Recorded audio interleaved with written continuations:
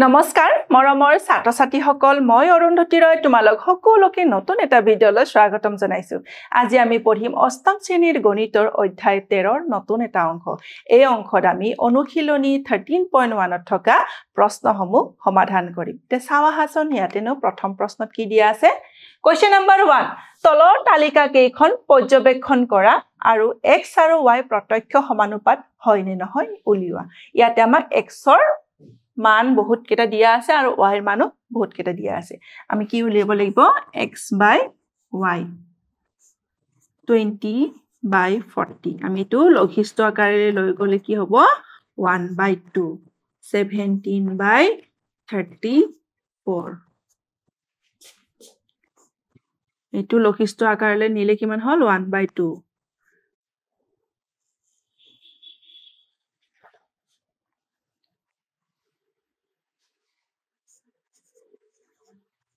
14/28 এটো কিমান আহিলে 1/2 11/22 এটো কিমান হল 1/2 next 8/16 তো কিমান পালো 1/2 5/10 তো কিমান পালো 1/2 2/4 তো কিমান পালো 1/2 তাৰ মানে আমি প্ৰত্যেকৰে মান কিমান পালো 1/2 আমি কি ক'ব পাৰো x by y equal to k k মানে ইয়াতে কিমান 1/2 গতিকে x আৰু y ইয়াতে কি হয় প্ৰত্যক্ষ সমানুপাত হয়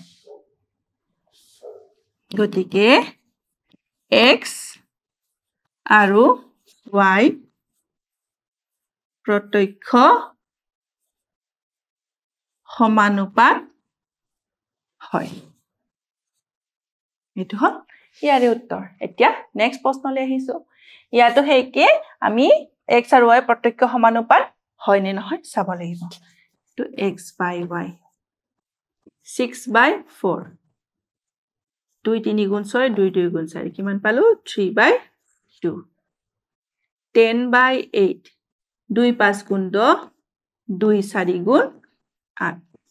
5/4 next 14/12 2 7 গুণ 14 2 6 গুণ 12 7/6 next 18/16 2 9 গুণ 18 2 8 গুণ 16 কিমান পালো 9/8 next 22/20 2 11 মানে 11/10 next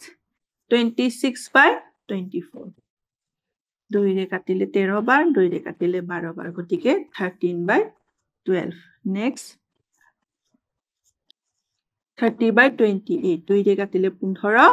2 ৰে কাটিলে 14 কিমান পালো 15/14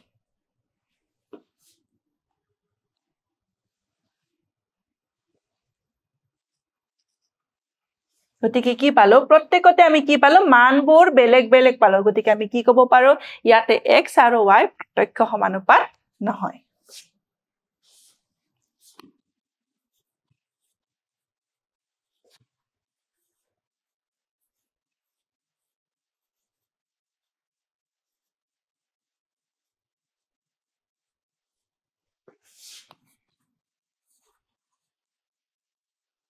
এটো হল ইয়াৰে উত্তৰ এতিয়া নেক্সট প্ৰশ্নলৈ আহিছো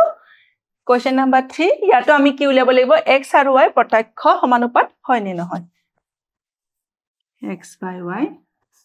5/15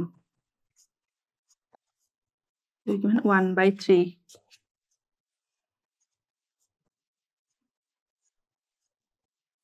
1/3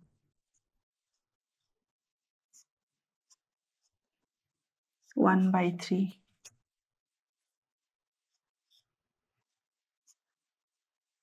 এটো পালো 1/4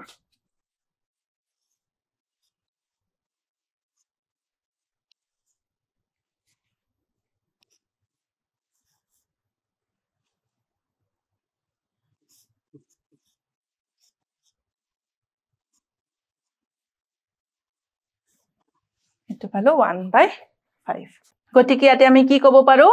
x আৰু y প্ৰত্যক্ষ সমানুপাত নহয় কাৰণ আমি x by y যেতিয়া আমি লঘিষ্ঠ আকাৰৰ নিলো প্ৰত্যেকৰে মানবোৰ কি পালো বেলেগ বেলেগ পালো গতিকে আমি কি লিখিম x আৰু y প্ৰত্যক্ষ সমানুপাত নহয়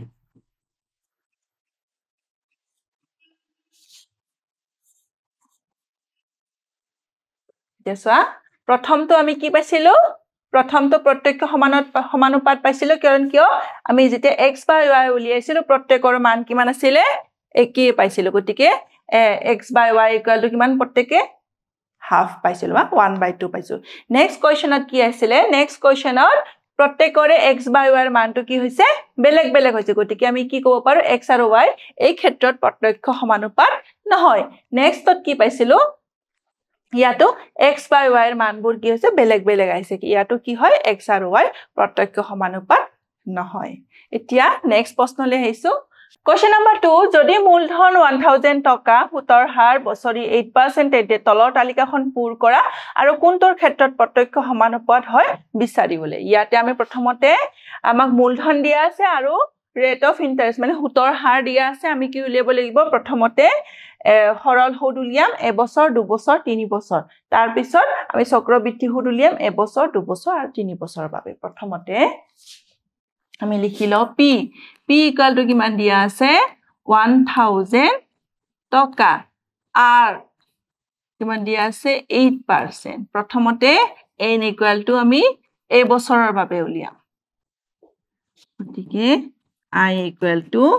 PRT/100 p মানে কিমান আছে 1000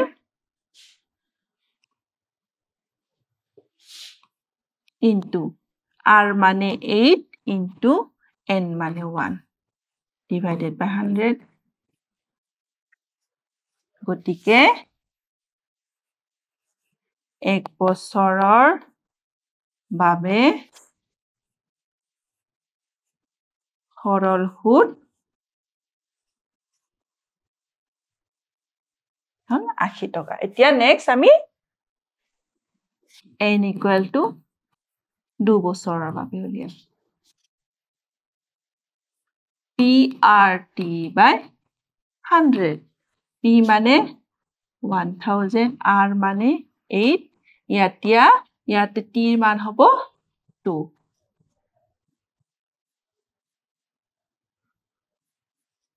160 গতিকে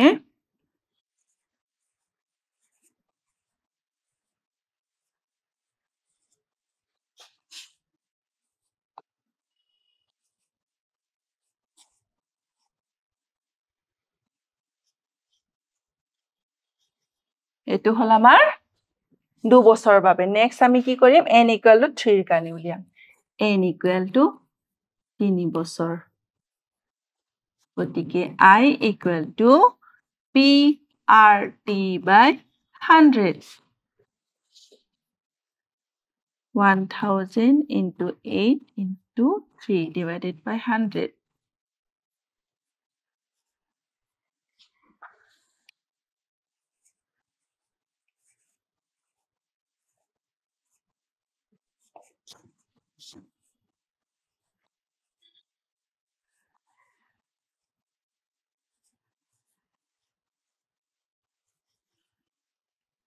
গতিকে 3 বছৰৰ বাবে সৰল সুদ কিমান হ'ল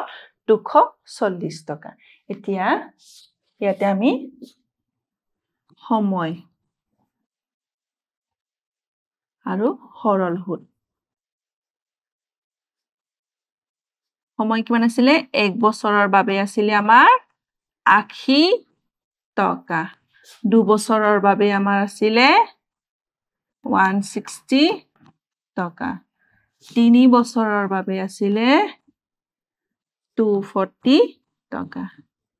এতিয়া আমি প্ৰত্যেকৰে অনুপাত উলিয়াম 1/80 নেক্সট 2/160 এটোৰ কাৰণে 3/240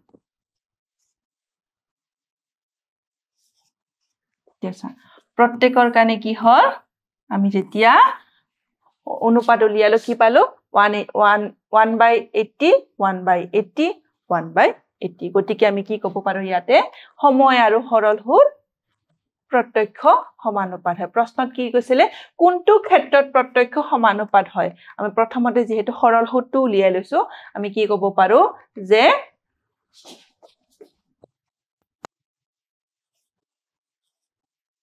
সময় আৰু সৰল সুত প্ৰত্যক্ষ সমানুপাত সৰল সময় আৰু সৰল সুত কি হল প্ৰত্যক্ষ সমানুপাত হয় এতিয়া নেক্সট আমি কি উলিয়াব লাগিব চক্ৰবৃদ্ধি সুত উলিয়াব লাগিব এবছৰৰ কাৰণে চক্ৰবৃদ্ধি সুত আৰু সৰল সুত কি হয় একে হয় গতিকে আমি এবছৰৰ চক্ৰবৃদ্ধি সুত আমি ডাইৰেক্ট লিখি দিছো 80 টকা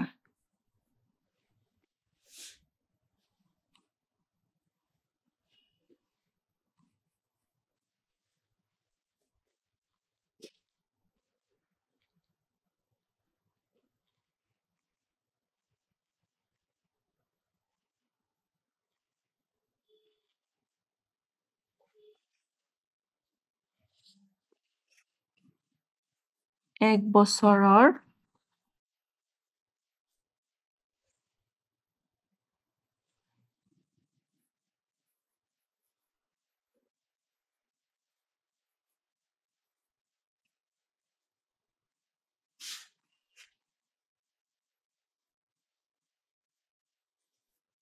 এক বছৰৰ চক্ৰবৃদ্ধি সুত কি হয় এক বছৰৰ চক্ৰবৃদ্ধি সুত 80 টকা মানে চক্ৰবৃদ্ধি সুত আৰু সৰল সুত প্ৰথম বছৰৰ কাৰণে একে থাকে এতিয়া আমি নেক্সট উলিয়াম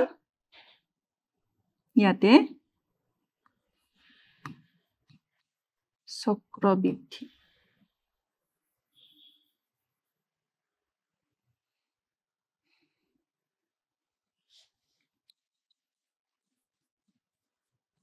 এক বছৰৰ চক্ৰবৃদ্ধি সুত হ'ব 80 টকা গতিকে আমি এক বছৰৰ চক্ৰবৃদ্ধি সুত কি হয় সৰল সুত আৰু চক্ৰবৃদ্ধি সুত প্ৰথম বছৰৰ কাৰণে একে থাকে গতিকে আমি কিমান পালো এক বছৰৰ চক্ৰবৃদ্ধি সুত 80 টকা এতিয়া আমি n = 2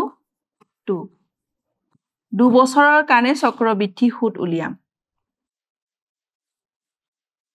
compound interest কি হয় p into 1 plus r/100 to the power n minus p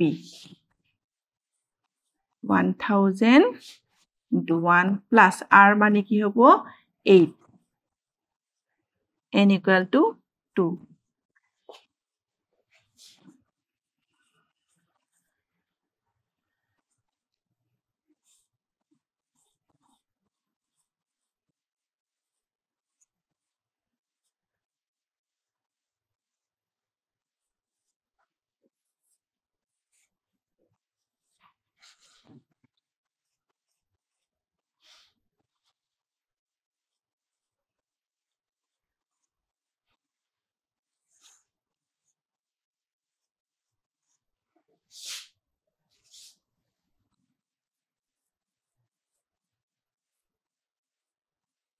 108/100 into 108/100 minus 1000 yeah 0 0 0 0 cancel to logot eto 0 cancel gotike ki thakile 108 into 108 divided by 10 minus 1000 etia 108 into 108 korim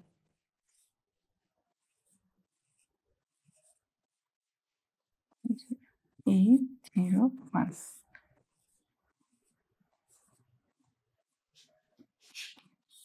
11664/10 গতিকে আমি এটো কি লিখিব পাৰো 1166.4 minus 1000 equal to 166.4 গতিকে 2 বছৰৰ বাবে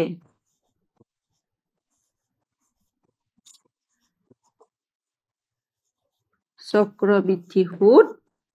166.4 টকা এটা নেক্সট আমি উলিয়াম 3 বছৰৰ বাবে চক্ৰবৃদ্ধি সুদ n equal to 3 বছৰ গতিকে কম্পাউণ্ড ইন্টাৰেস্ট কি হ'ব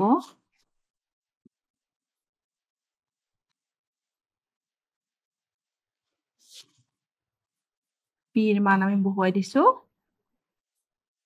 নেক্সট r ৰ মান বহুৱালেও 8 n ৰ মান হ'ব 3 p ৰ মান হ'ল 1000 তো আমি কি লিখিব পাৰো 100 plus 8 by 100 whole to the power 3 minus 1000 into 108 by 100 whole cube minus 1000 into 108 by 100 into 108 by 100 into 108 by 100 minus 1000 0 0 0 0 0 0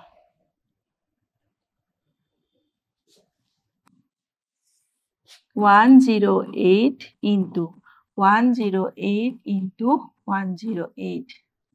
divided by 1000 to minus 1000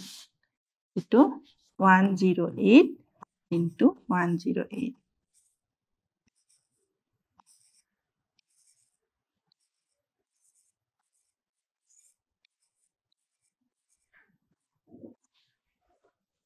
আকৌ 108 এৰে পূৰণ কৰিম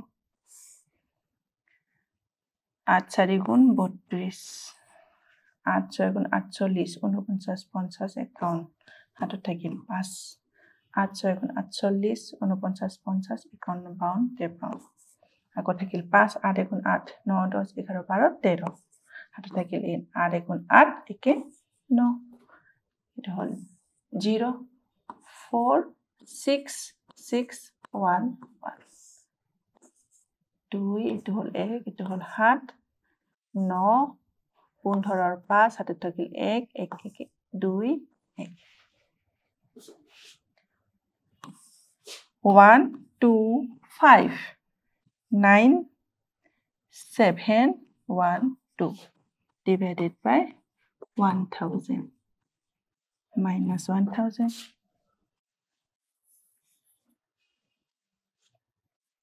এটা আমি কি লিখিব পাৰো 1259.712 minus 1000 our মানটো কিমান হল 259.712 গতিকে 3 বছৰৰ চক্ৰবৃদ্ধি সুদ হল 259.712 টকা এতিয়া আমি মানখিনি আমি কি কৰিম আমি লিখি চাম যে প্ৰত্যক্ষ সমানুপাত হয় নে নহয় এতিয়া সময় চক্ৰবৃদ্ধি সুদ এবছৰত কিমান আছিল 80 টকা 2 বছৰত আছিল 166.4 টকা 3 বছৰত আছিল 259.712 টকা গতিকে এতিয়া আমি অনুপাত উলিয়াম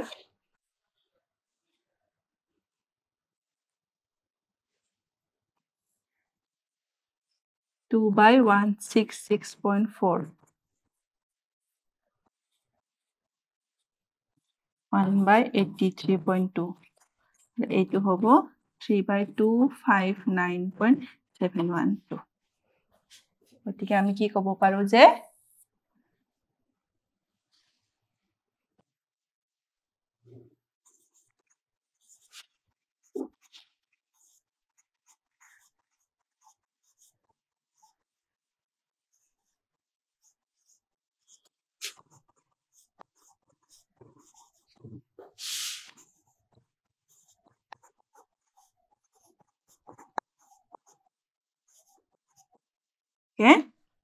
সময় আৰু চক্ৰবৃদ্ধি সুদ প্ৰত্যক্ষ সমানুপাত নহয় আজিৰ অংকত আমি এইকেইটা প্ৰশ্ন সমাধান কৰিলেও পৰৱৰ্তী অংকত বাকি থকা প্ৰশ্নবোৰ সমাধান কৰিম ধন্যবাদ